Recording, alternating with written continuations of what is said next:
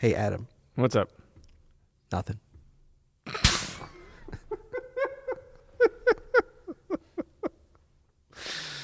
You really got me with that one.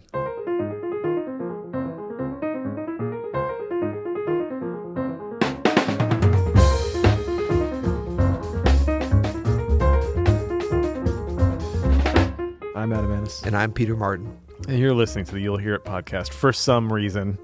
Daily jazz advice coming at you. No, we don't. I mean, it doesn't have to be like, a big intro every time. Sometimes we just chilling, man. I was just seeing what's up. No, I mean, for our listeners, there was a long setup to that intro. And that's why I lost a little bit. Today we are going to take a question. Well, should we just listen to it? Yeah. I think it's self-explanatory from one of our listeners. Go for it. Hey guys, this is Zoom from Vancouver. I'd love to hear you guys talk about the use of chord charts and lead sheets. Should you use them? Do you use them? Is there a right way to use them? Is there a wrong way to use them? Or should they not be used at all? And if you do use them, maybe talk a little bit about which ones you like from, for example, the Share Real Book series or Hal Leonard or iReal Pro, or you write your own chord charts by ear. So I'd love to hear you guys talk about that kind of stuff. Thanks. Bye. Well, thank you, Zoom, for yet another voicemail question. Yeah. You've always got great questions, Great man. questions. Yeah. That's how he gets on the show. That's how he gets on the show. I don't know how we get on this show. Well, it's our show. Yeah. Yeah, that's a great question. And this is something that actually, I was going to say we've talked about a lot, you and I, but maybe we've never talked about it. But we've talked about it with students from Open Studio. And I think we do kind of have a philosophy on this in terms of lead sheets, chord sheets. Several of those I'm actually not familiar with. They may be kind of newer. When I was coming up, all there was the real book, which was like the illegal fake book, and you had to literally go to a music store. Did you do this? I went to, and I think it's out of business. So I think you're getting scared already. You're like the one in U City, that's out of business, right? Yeah, they're out of business. Yeah, Baton Music. Yeah, now we're confident in it. Baton Music. And you used to have to like go up to the guy and be like, "Hey, buddy." Yeah. It was a drug deal. I need the real book. And he's like, well, we don't sell those. Yeah, you're like, oh, that's and then weird you pull out some because cash. Peter Martin told me that you did.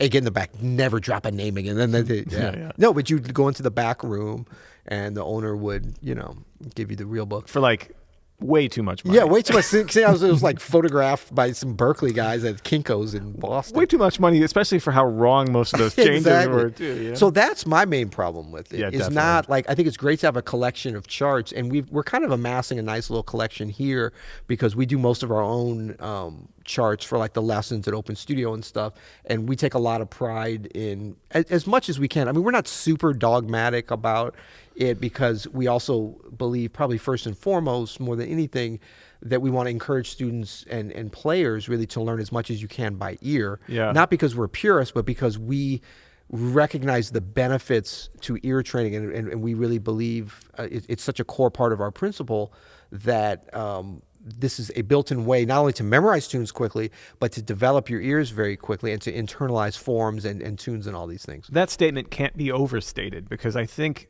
when you get dogmatic about like, well, you need to learn the tunes from the recordings, people think that you're just being like some kind of old school head with this kind of stuff. But no, the reason why we suggest that is because, do you want to be good? Exactly. Like if you want to be good, you learn from the recordings because it helps train your ears. It helps you learn some real changes that the real folks were playing. Yeah. And you don't have to rely on written sheet music as much, which oftentimes in these cases is not exactly right. Right. And it's kind of a shortcut. It feels like it's not at first, but because that you're getting the ear training, because like otherwise you have to do other things for the ear training part.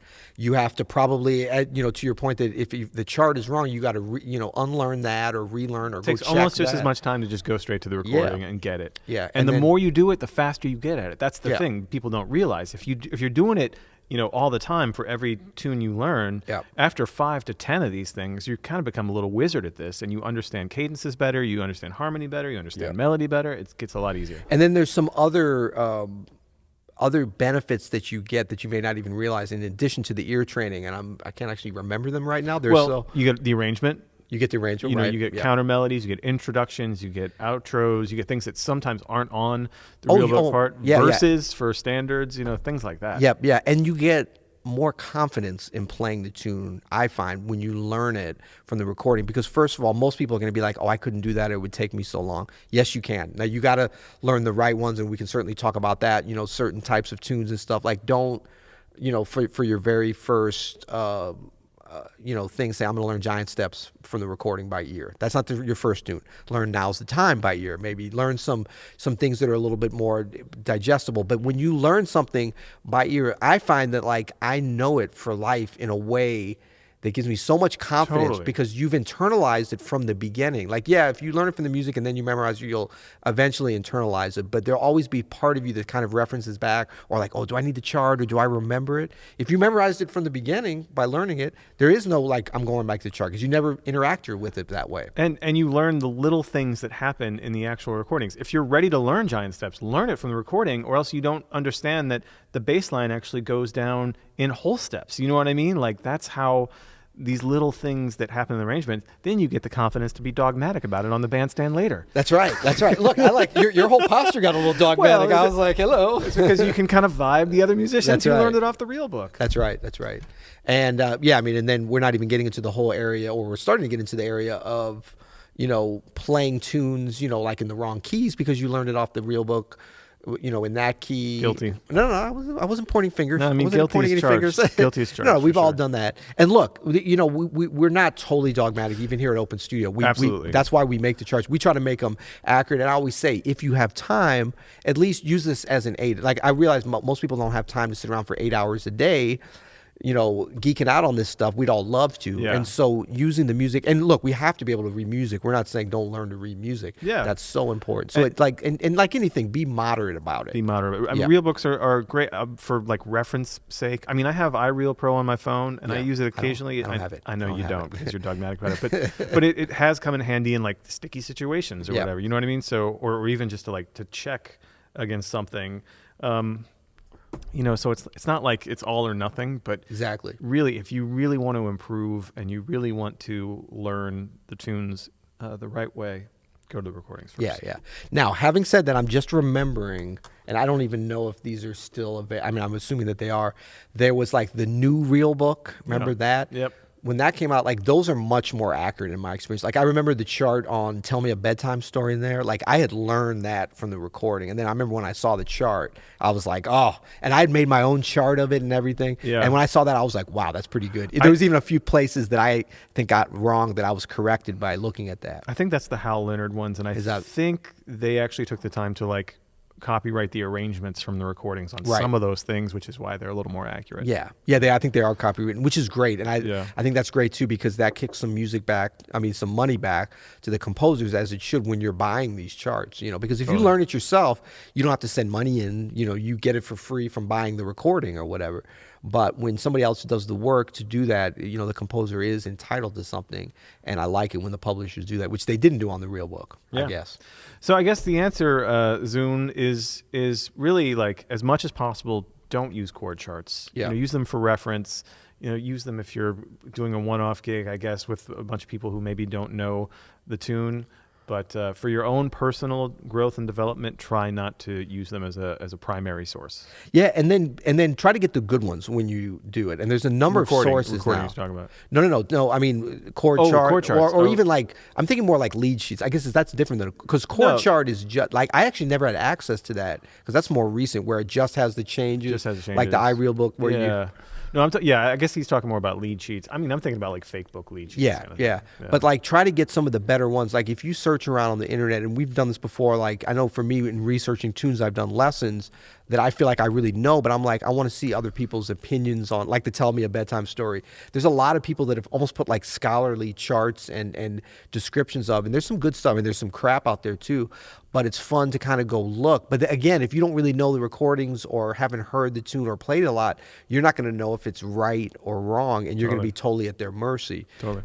So it's got to be a little bit of a combination. Unfortunately, there isn't, like, a kind of one-stop shop, I think, except Open Studio. Of course. Do we have any lead sheets on our website? We have a few lead sheets on there. Yeah, we have a few. But the early lessons I never put them. Man, I was dogmatic back. You were like, learn the tune. I was like, and people were just like, I'm leaving if you know. I don't care. I don't need customers. No, but I mean, I was very much. But then I did realize I was like, you realize that spoon feeding is necessary sometimes. Well, yeah. I mean, I try to kind of, we try to straddle the line between. Yeah. I mean, even I was so. I mean, I did that whole. Freddie Freeloader transcription, and that took me years to get to that point of people just begging, oh, give me. I'm like, the time you spend begging me for it, you could have learned it. Right. But then I also realized, I was like, wow, there's some good transcriptions of it, but I didn't see any great ones. So I was like, I want to do a really as accurate as can be. And then I said, you know what? Use it as an aid. Listen, I know people have done that because they've told me. I mean, dozens of people have been like, man, the transcription's great, and I took your advice and listened and learned as much as I could and used it as an aid, and they've gotten a lot of success and improved their playing. And so that's what it's about. That's great, man. Yeah. Well, thanks again for the voicemail. If you're listening and you want to leave us a voicemail, you can go to you'llhearit.com. We strongly encourage you to do so because it's a great way for A, you can get on our show. That's right. And B, no payment, by the way. It's a free podcast. Yeah, free podcast. Benefit for us is we don't have to come up with a lesson topic, which is a plus. Exactly. No, but then we're actually like helping you guys out. So that's right. Yeah. That's right. Go to you'llhearit.com for that. You can get T-shirts. You can leave your question. I don't think you can get these though. That's limited edition. I see you have them. This is a You'll Hear It sticker for YouTube folks. You can see that. We'll have to find a way to. Maybe if somebody tweets at us at the right time, their screenshot of their rating and review. A sticker might show up to them via the internet. Is that possible? Or maybe the U.S. mail. We'll see. The post office. But how would they tweet at us? They would be like at Hey Open Studio. Like Hey Open Studio. Say it again. At Hey Open Studio. Yeah. Hey Open Studio. All right. You make it sound so awkward. At Hey Open Studio. No, it's all one. You gotta let it flow. Like Eddie Murphy said, they gotta let it flow. Okay, but I'm confused, bro. So they're tweeting a screenshot of their rating and review? Yeah. Tweet us like on a bathroom wall. No. Well, you could. That would be more of a screenshot. I mean, that'd be more of a photograph. No. Send a Polaroid photograph. Go to Apple Podcasts, Google Play, wherever you listen to this podcast, and give us a rating review. And it doesn't have to be 7 stars. It doesn't even have to be 6 stars. You can go 5 if you hate us, no problem. Or you can go 4. Be honest, But we just. 4? Who are you? Why am I saying that? Why are you saying that? Don't be honest. Not true. Don't even bother. No. But lead us a rating. 7 stars minimum. Okay, minimum 7 stars. We did have 777. That was impressive. Yeah, that overkill was actually... or gratitude. Accurate. Yeah, accurate. Exactly. Yeah. So leave us a rating review. Just take a quick little screenshot. You can do this all with your phone. Don't do it while you're driving. Pull over and tweet at Adam and I at Hey Open Studio. And if you ask for it, you might get a little sticker. I guess we will give you a sticker. How about that? I mean, we're either promising a sticker or not. And look, my sticker game. I show them for YouTube. Show them. I started the sticker game around the office, and are we sure about that? I'm very sure about that. And then you sort of copied me, as you're prone to do. I am prone to do that, but I mean, yours are. It's all about you on your stickers. Let's just notice that all 3 of those stickers are like entities that you are an integral part of. So that's cool. See, for me, I branch out. I got random coffee shops. I got an ice cream place, ACLU, big shout out.